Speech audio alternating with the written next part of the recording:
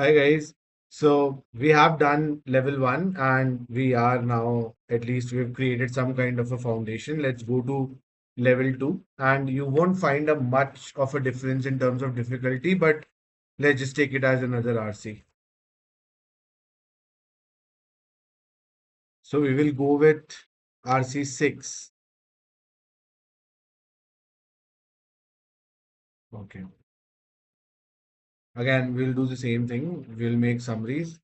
Institutions rarely choose their tools from blank state. Once a technology, standard, or procedure becomes embedded, through habit, infrastructure, or sunk cost, switching away from it becomes expensive relative to its actual merits. Economists call this path and its most cited illustration as a QWERTY keyboard, a layout designed to slow typists down on mechanical typewriters that has outlived its original justification by over a century simply because retraining an entire population and rebuilding an entire manufacturing base cost more than tolerating an inferior standard.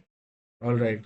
So I think technology or practice, old technology or practice, difficult to change, even if not the best, right? What makes path dependence more than a historical curiosity is that it compounds through network effects. A standard becomes more valuable not because it is objectively superior, but because more people already use it. And each new adopter makes it more costly for the next to defect. This creates self-reinforcing loop in which early, sometimes accidental advantages snowball into durable dominance. The lock-in need not reflect any deliberate strategy. Handful of early adopters choosing a technology for idiosyncratic or even random reasons can be sufficient to tip an entire market. After which the outcomes look in retrospect inevitable. All right. So basically, early adopters, for whatever reason, determine what will stay. Now, as soon as you go through a word like syncretic, don't obsess over it and read the entire paragraph and make your notes and then come back. Now, if you look at it, the lock-in need not reflect deliberate strategy. Handful of early adopters choosing a technology for idiosyncratic or even random reasons. So I don't know what exactly it means, but I can get an idea that I think maybe because if everyone is choosing, you also choose in terms of peer pressure or something like that, or it could be like an idiot reason, not very justified reason. Could be anything, but we can do without knowing its exact meaning. So let's just go ahead. This has an uncomfortable implication for institutions that pride themselves on rational deliberation. If enough early actors adopt a convention, a coding language, a citation format, regulatory framework for reasons that have nothing to do with its quality, resulting dominance can be mistaken for validation. Observers looking backward tend to construct explanation on why the dominant option must have been superior when the actual mechanism was closer to a coin that just landed head a few times and was never able to recover its balance. Success of a standard, in other words, is frequently a poor guide to its merit. So, whatever is successful might not be the best. Correct? That's what it has mostly said.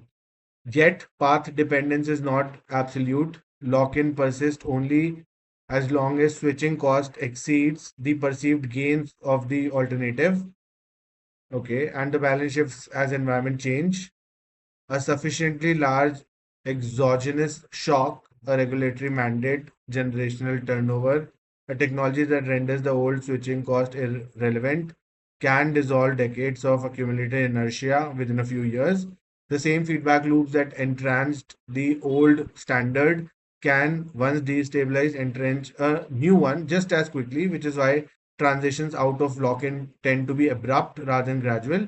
System does not ease out of one equilibrium as much as tips suddenly into another. Okay.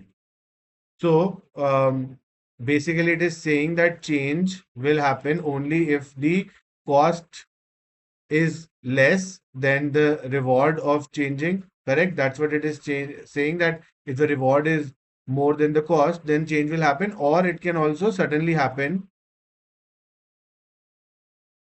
due to environment.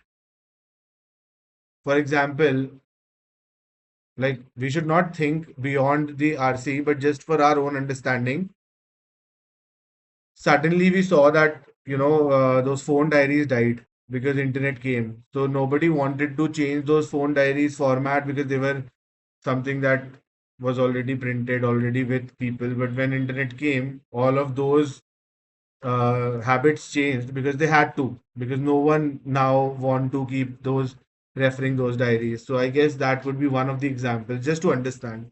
Let's go with the questions. All of the following inferences are supported by the passage. If you can see that the options are a little longer here. Passage.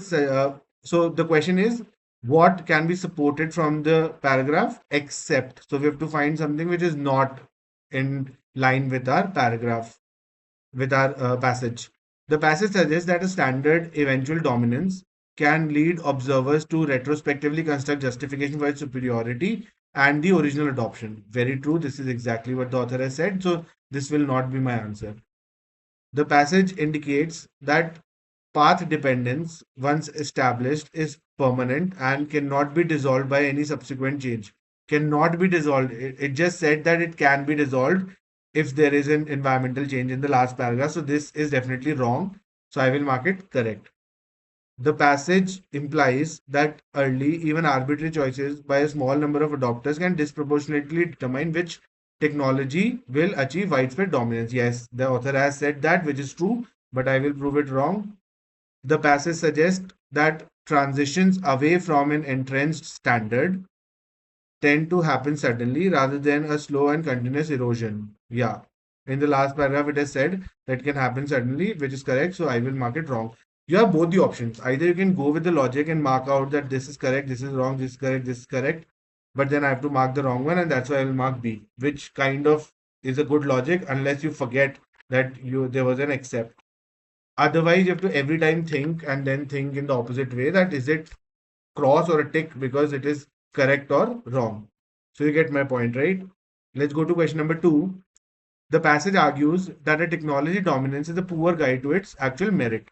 This is exactly what the passage has been saying, that even if our technology is bad and it is still widely used, or if the technology is widely used, it doesn't have to be like the best technology. Correct? Could be any example. We should not get into all of this thinking, but because I'm just trying to make you absorb the statement so you can think of any example so that you know the logic behind it. For example, for a very long time we were still sending letters when we could have emailed because of some value, some personal value to it. So can we say that letters are not at all uh, optimal, or they're not like the best in merit, but they are still dominant? Let's say they're still dominant. Or reading books over ebooks. You can take any example. So even if the technology is widespread, it doesn't mean that it's awesome, it's the best, right? Now we have to look for which assumption is most necessary for that argument to hold. So which of the following options will tell me that this can happen? That yes, if a technology is not good, then also it can dominate. Later adopters of a standard have full and accurate information about all competing alternatives at the moment they chose to adopt, which rules out any role for imitation or convenience in their decision. Oof. Later adopters have full information. If they have full information, then they can choose whatever technology they want to choose, but they will still choose what is existing. So this is not actually helping my point. According to me, this is not helping. So I have crossed, but I'll still wait for others to be wrong. I need one which holds. A is not holding up. Mechanisms that cause a standard to spread, like network effects, switching costs, they do not reliably track or correlate with the underlying quality of the standard relative to its competitors. The mechanism, like all of these switching cost and all, they do not reliably track or correlate. They do track, they do correlate. But at the same time, is it like helping my main statement? It is not really helping, right? I don't get any information from this. Every technology that eventually achieves market dominance was at a point of its original adoption already demonstratively equal in quality of all its rivals, leaving adoption patterns as the sole differentiator. Uh, Again, this is not at all true because it was saying initially that some adopters choose for idiosyncratic reasons or for whatever reasons. So it is saying that every technology that eventually achieves dominance was, when it was originally adopted, was demonstratively equal in quality from all its rivals. This question is confusing. Regulatory bodies never intervene in technology markets, which ensures that dominance observed today reflect only organic adoption. Again, a superlative statement, but let's understand D. So if government never intervenes and everything is left to the user, user will always choose what is best, correct? But it is not really helping me. It is not really telling me that this particular statement is correct. I would have left this question because it's so damn confusing. But anyway, let's try. Passage argues that technology dominance is a poor guide to its actual merit, so that we know. Now, which statement is telling that this can happen? It is popular, but it is not the best, which is helping that argument. Later adopters of a standard have full and accurate information. So, if they have full and accurate, they will choose the best one. So, they will not choose A. Definitely looks wrong. The mechanism that cause a standard to spread, like network effects and switching costs, they do not reliably track or correlate with the underlying quality of the standard relative to its competitors. Yeah. So it is saying that even though the switching cost is less, but people still don't switch because for whatever reasons, like they like whatever has been historically being used and they keep on using. So actually, B is kind of supporting. So I would have marked B just for my attempt. Like, why not take risk? A lot many times you have to attempt high so that you can even get a higher score. So I would have taken B just because of the sunk cost of the time that I put on this. Every technology that eventually achieves market dominance at a point of its original adoption already demonstrated equal in quality to all its rivals, leaving adoption patterns as the sole differentiator. This is not helping me because it is saying that the technology was the best and that's why it was adopted. So it is kind of like not supporting the original statement. Regulate this government not interfering choose leaves every choice to the user, and then user will choose the one which is best. So this is also not helping. So I would have marked B. Let's go to third question. We don't have to overthink everything. We'll just leave otherwise. Which one of the option below best summarizes the passage? So we know the summary that there's technology which is coming from past and people just use it because everyone is using it without even questioning it. But there comes a time when because of nature, because of technology, suddenly the technology changes and doesn't have to be the best. So which one of this is the best summary? The passage argues that QWERTY is uniquely irrational among technology standards and that all dominant conventions do reflect genuine superiority over their competitors. So QWERTY was just an example. The passage is not just about that, and it is saying that all other dominant convention by contrast do reflect genuine superiority. So that's the opposite of what the author is saying, that genuinely superior doesn't have to be the benchmark to be super popular. So A is definitely wrong. The passage explains how path dependence and network effects can entrench standards independent of merit, cautions against inferring quality from dominance. Yes, this is beautiful summary, and notes that such lock-in can still be reversed by sufficiently large shocks. 100% B is correct, but we'll just quickly see C and D.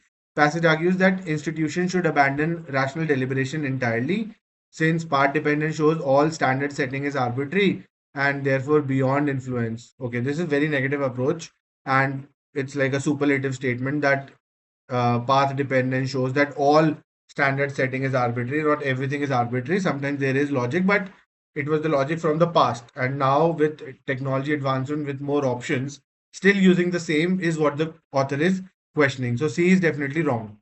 Facet explains that network effects always produce optimal outcomes. No, that's what the author again initially said, that it might not be optimal, but it became popular because everyone is using it.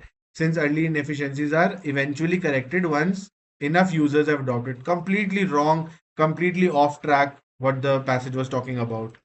Correct? Let's go to last fourth. Which one of the following observation would strengthen the passage claim that early arbitrary adoption choices can determine long run dominance? Arbitrary adoption choices can determine long run dominance independent of merit. So again, the same thing, that if it is not good, still it is popular. Now, which of them is actually supporting that? Very similar to question number two, where we were talking about the same thing, and here also we're talking about the same thing. Okay. Which one of the following statement will strengthen that arbitrary adoption choices can determine long run dominance? All right. It's just another way of saying the same thing, that arbitrary choices can lead to dominance. Now, we're not independent of the quality. A controlled market simulation finds that when early adopter choices are random, the standard that ends up dominant varies unpredictably across repeated runs, even though all competing standards are held to identical quality. A controlled simulation finds that early adopter choices are random. The standard that ends up dominant varies unpredictably across repeated runs. Yeah, A looks like exactly a summary of the entire passage and saying the same thing, that early adopters, they put some logic and they find out that this is good, and then that good was completely repeated in all simulations after that, because people started judging, people just started accepting it as the best one. So A looks very correct. But let's see, a survey finds that current users of a dominant workplace software platform rate it as highly satisfactory and would recommend it to colleagues. Current users of a dominant workplace, if they're rating it, then they are kind of rethinking about its merit. So it is not what we want to support. We want to support that initially whatever good is good, and that will always stay popular. It was good or not good doesn't matter. And B is saying that people are rejudging. So obviously B is definitely correct. Incorrect. Analysis shows that dominant standard in a given industry happens to have the lowest production cost. Dominant standard happens to have lowest production cost among all currently available. This is also not true, because we know that a dominant standard could have a higher production cost, could have a lower production cost. But at the same time, a new alternative could have a lower production cost and still not become dominant. So it is saying that a dominant standard in a given industry also is the lowest production cost one. But no, it could be a higher production cost one. It is being chosen because it has been always been chosen since historically. So again, it is not at all supporting our claim, right? Which is claim is that whatever got chosen at the start will always stay. And it is saying that there's a reason that it is staying, that it is the lowest production cost. No. So C is also not supporting. Definitely incorrect. A historical review finds that the standard which achieved dominance in a particular market was also the first one introduced in that market. Wow. So it is assuming that first mover advantage always works. If there was a first technology fan that came, it just catched on, and now new technologies are not being considered. Why? Because the old fan was working. But that old fan was also being chosen by a set of users. There were two, three fans, right? And then we chose one fan, and then over the years we kept that fan until a new technology completely changed it. But people kept using the same fan because everyone was using it. So it is saying that a historical review finds that the standard which achieved dominance was also the first one introduced. So you can't say that because it was the first one, that's why it is the best, it is the most dominant.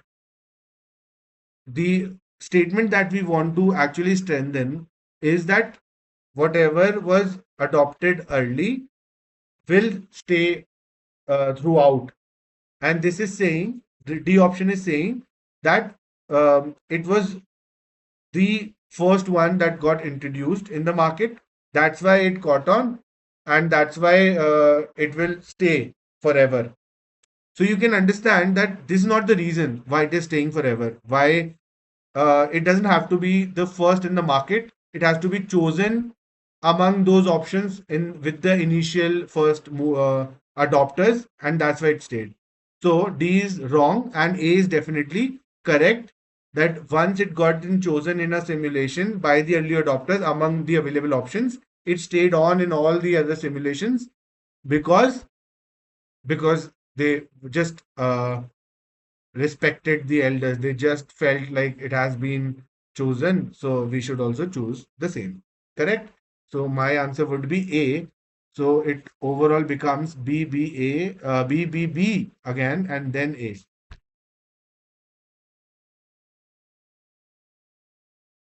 B, and then A. Correct? And we did not choose D. D introduced a different mechanism, first mover absence of competition. Yeah. So D was saying that the first mover was never there. There was no other alternative. That's why it got chosen. No, it got chosen from the initial cohort of first adopters, and then it stayed on. So that's why D was incorrect, but it was a little confusing. So yeah, both question number 2 and question number 4 were a little confusing, and I would have left question number 2, but question number 4 was still manageable, and you will see that how can you complicate things by first increasing the length of the options so that we have to spend some time, and then there is this what is supporting, what is not supporting. So you have to like really think deep with logic, and usually it is all about your gut feeling, and that's what we're going to develop throughout this series. You have to understand what is there two very wrong options, then you are always left with two, and then rather than choosing the right one, we'll always eliminate the wrong one. And most of the time when we're not able to, and there is a strong gut feeling, you can take that risk. Otherwise, just best is to move on and not spend more time. And we'll keep on learning these instincts and whatever tricks there are throughout the series. So give it a try again after a few days, and I hope that you get it correct. Otherwise, debate with an AI model, debate with the with me on according to the video solutions, or just the below textual logic. Whatever it is, just try to absorb, focus more on the depth of one RC rather than the width of multiple RCs. So keep learning, keep hustling, and enjoy the process.